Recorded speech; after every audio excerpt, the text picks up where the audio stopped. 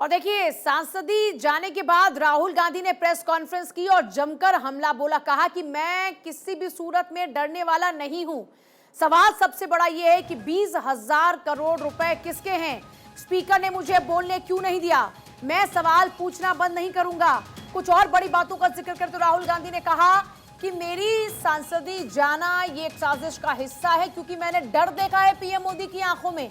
डर कि मैं अगली बार अपनी स्पीच में कुछ और तीखे सवाल ना पूछ लूं, इसीलिए मुझसे मेरी सदस्यता छीनी गई है। हिंदुस्तान में लोकतंत्र पर यह सबसे बड़ा आक्रमण है। अदानी की शेल कंपनियों में आखिर किसका पैसा? अदानी पर पैसा किसने लगाया? मैं 20,000 करोड़ रुपए को पूछ रहा हूं, यह किसका है? अदानी मोदी का रिश्ता पुराना है। मैंने बकायदा पोस्टर्स के साथ में, मैं बकायदा सबूतों के साथ में सवाल पूछ रहा था। मेरे भाषण को स्पंज किया गया, मेरे भाषण का हिस्सा हटाया गया। राहुल गांधी ने कहा मंत्रियों ने मेरे ऊपर सवाल उठाए। वायनाड जाकर लोगों से मिलूंगा, उनके नाम की चिट्ठी लिखूंगा। बीजेपी में सब मोदी से डरते हैं, लेकिन मैं किसी से नहीं डरता। शायद वो जानते नहीं हैं मेरे बारे में। अब तक विपक्ष के साथ मिलकर काम करेंगे। राहुल गांधी की ये बड़ी बातें। और देखिए, लगातार इंतजार किया जा रहा था। चाहे स्टेट हो, चाहे कुछ भी हो, मैं सच्चाई को देखता हूं। मुझे और किसी चीज में इंटरेस्ट नहीं है। मैं सच्चाई बोलता हूं। राजनीति में यह फैशनेबल बात नहीं है, मगर यह बात मेरे खून में है। मैं और कोई रास्ता निकाल ही नहीं सकता हूं। तो मेरा काम यह है, यह मेरी तपस्या है, जीवन की तपस्या है, उसको मैं करता जाऊंगा। चाहे मुझे डिस्क्वालीफाई करें, मारे पीटे, जेल में डाले, मुझे कोई फर्क नहीं पड़ता। मुझे अपनी तपस्या करनी है। इस देश ने मुझे सब कुछ दिया है। शांत हो जाइए। इस देश ने मुझे सब कुछ दिया है, प्यार दिया है, इज्जत दी है, इसलिए मैं ये करता हूं। राहुल गांधी सोचता है मेरा नाम सावरकर नहीं है, मेरा नाम गांधी है। गांधी किसी से माफी नहीं मांगता। और मैंने कहा, पार्लियामेंट हाउस में कहा कि भैया मुझे बोलने दीजिए ना, एक बार तो बोलने दीजिए। 2 बार चिट्ठी लिखी, तीसरी बार मैं पर्सनली स्पीकर से जाके कहता हूं, स्पीकर सर प्लीज, आप डेमोक्रेसी के लोकतंत्र के आप प्रोटेक्टर हैं, मुझे बोलने दीजिए। मुस्कुरा के कहते हैं भैया मैं तो नहीं कर सकता। आप नहीं कर सकते तो कौन कर सकता है? शायद मुझे जाके मोदी जी से पूछना पड़े, वो तो करने नहीं देंगे। सवाल पूछना मैं बंद नहीं करूंगा।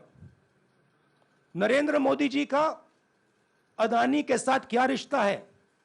और तमिलनाडु के मुख्यमंत्री नहीं है, सबको परेशान कर करके भारतीय जनता पार्टी सरकार। विपक्ष को एकजुट नहीं होना चाहिए इस बात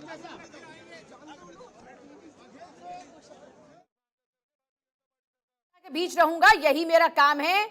राहुल गांधी को आप सुन रहे थे। इससे पहले राहुल गांधी ने कहा कि मेरा तरीका यही है, ये मेरे खून में है, मुझे अपनी तपस्या से कोई हिला नहीं सकता। मेरे अगले भाषण से डरकर मुझे अयोग्य किया गया। मैं देश की कानून व्यवस्था का सम्मान करता हूं।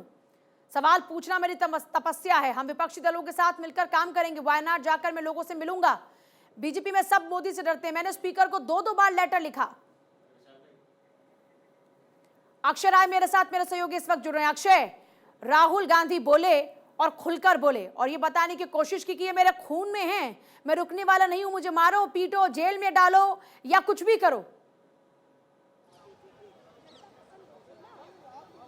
देखिए, जैसी उम्मीद जताई जा रही थी, साफ तौर था कि राहुल गांधी उसी तरह आक्रामक दिखे। ऐसी उम्मीद भी थी, क्योंकि राहुल गांधी ने एक संदेश तो दे ही दिया था। हमारे साथ हमारे कंसल्टिंग एडिटर अमित जी हैं। जिस तरह से अमित सर बातें रखी राहुल गांधी ने, उम्मीद जताई जा रही थी। वो कहते हैं कि आप संसद में रहूं, सांसद से बाहर रहूं, जनता की आवाज़ उठाता रहूंगा। और कल ट्वीट भी इस तरह से किया था। अडानी का मुद्दा वो बेसिकली उठाए। उन्होंने कहा कि सेल कंपनियाँ नहीं है कि तेजस्वी यादव नहीं है कि राबड़ी नहीं है कि भूपेश बघेल नहीं है कि तमिलनाडु के मुख्यमंत्री नहीं है, सबको परेशान कर करके भारतीय जनता पार्टी सरकार। विपक्ष को एकजुट नहीं होना चाहिए इस बात बघेल, अशोक गहलोत भी उस दौरान में उनके साथ में मौजूद थे।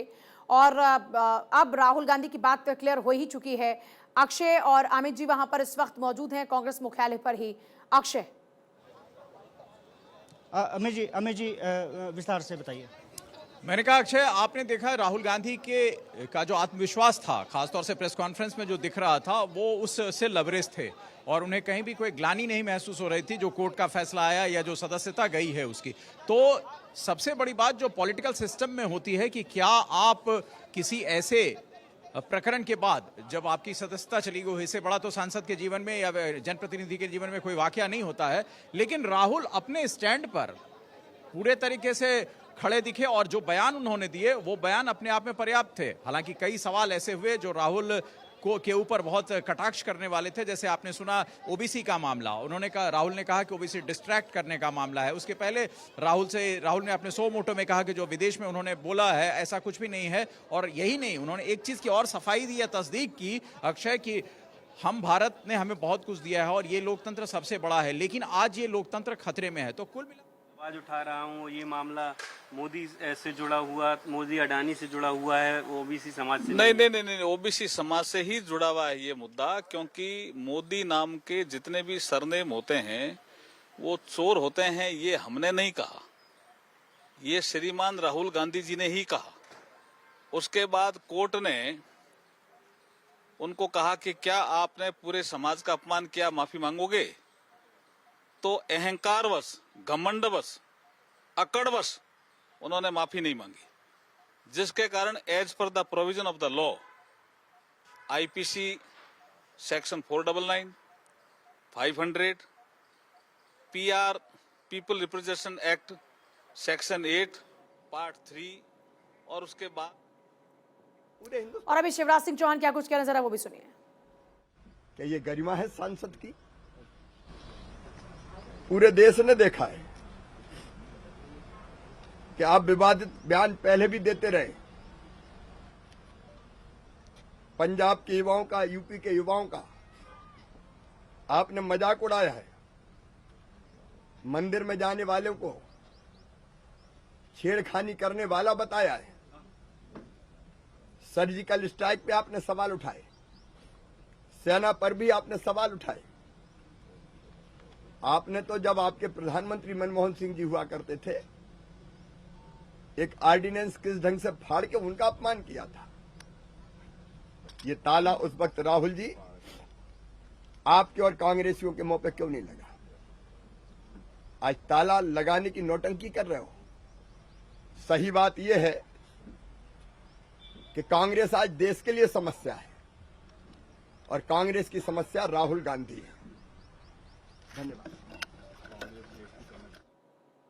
देखिए, शिवराज सिंह चौहान ने कहा कि आपने सेना पर सवाल उठाए, आप सवाल उठा रहे हैं, आप अपनी ही सरकार में अध्यादेश को फाड़ देते हैं, आप अहंकारी हैं, आपका अपमान करने की आपकी फितरत है।